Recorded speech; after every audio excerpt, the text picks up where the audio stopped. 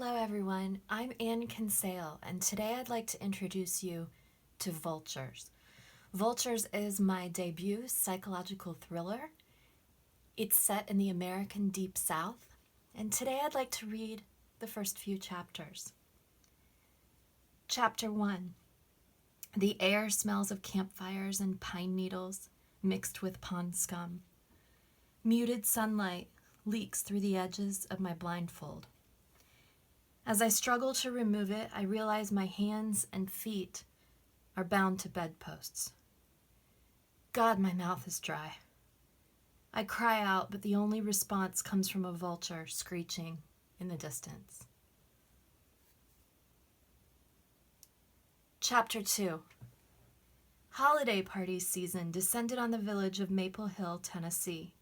School pageants and art hops dotted the social calendar.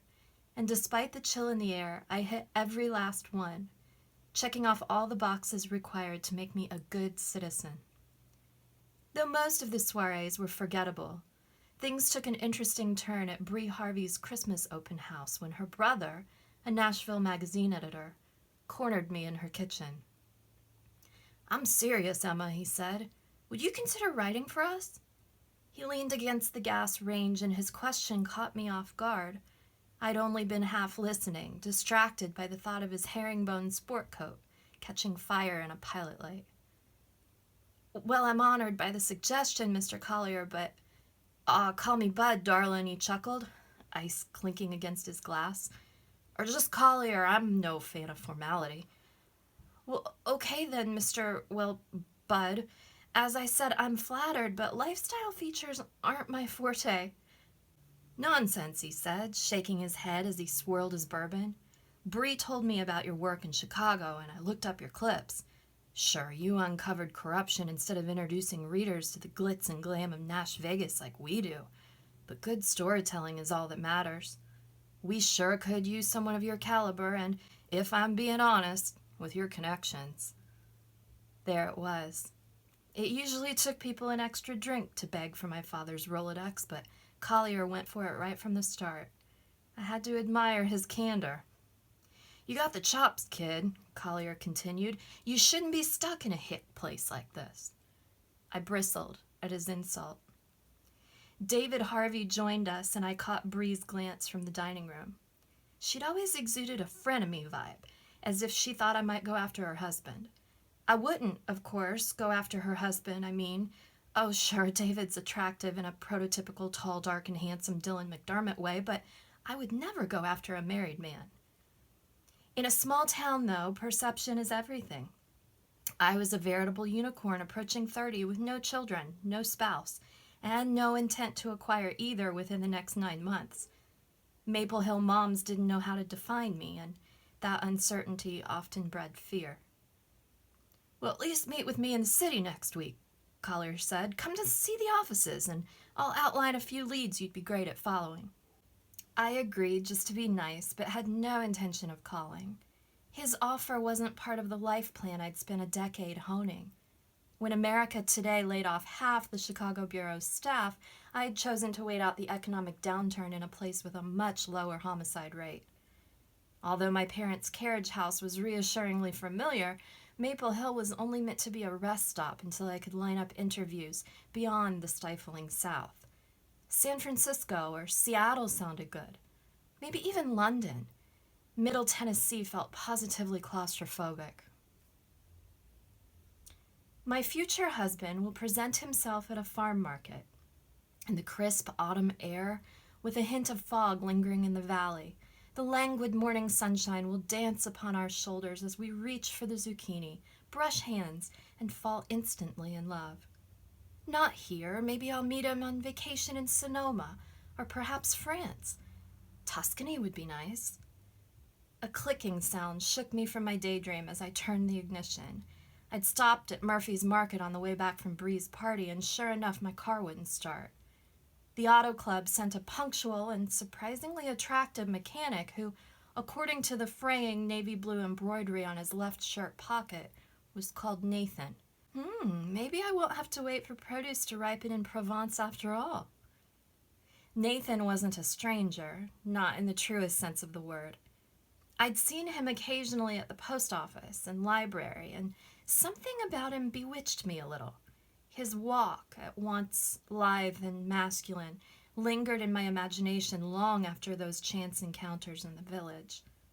His look was familiar, yet out of place in Tennessee, like the way a Hollywood star appears when he returns to his hometown dressed casually, trying to avoid being noticed.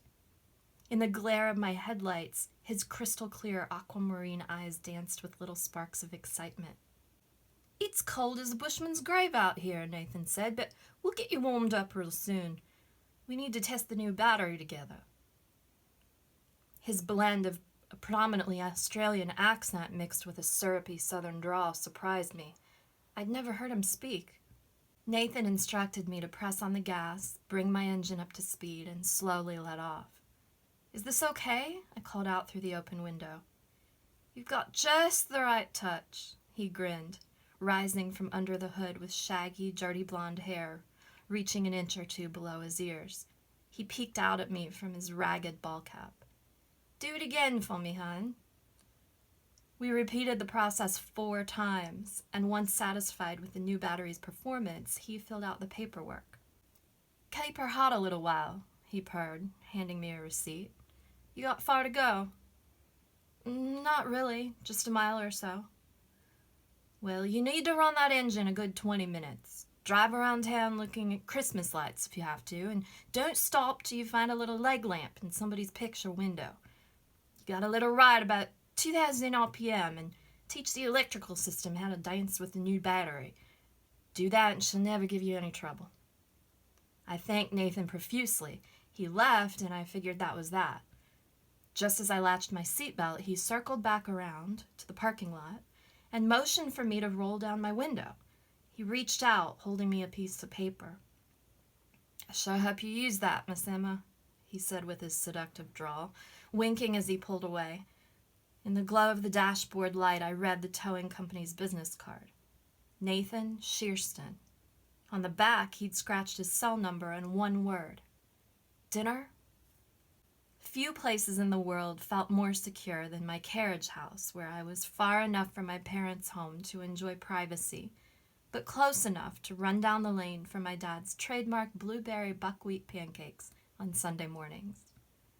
I climbed the stairs to my front door, tossed my coat on a rack in the little hallway, passed my bedroom and bath, and walked into architectural heaven.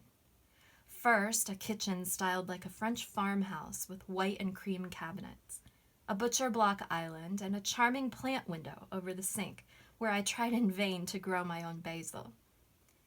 The room was open concept, leading to a round dining table and beyond a gorgeous living room.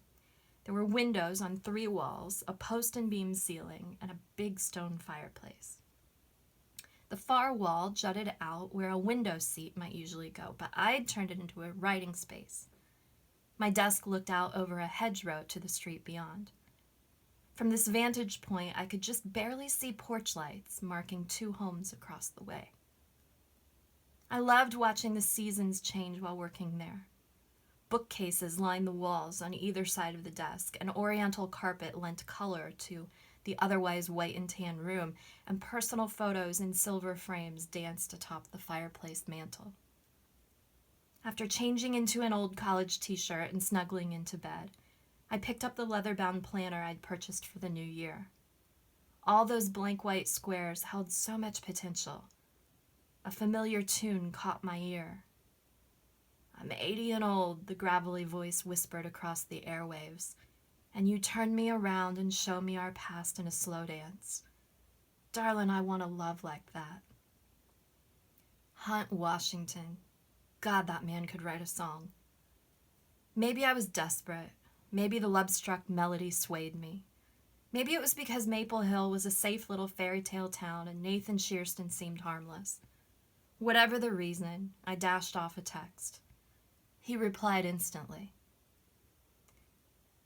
"Emma, this is your damsel in distress." Nathan, "Can I call you?"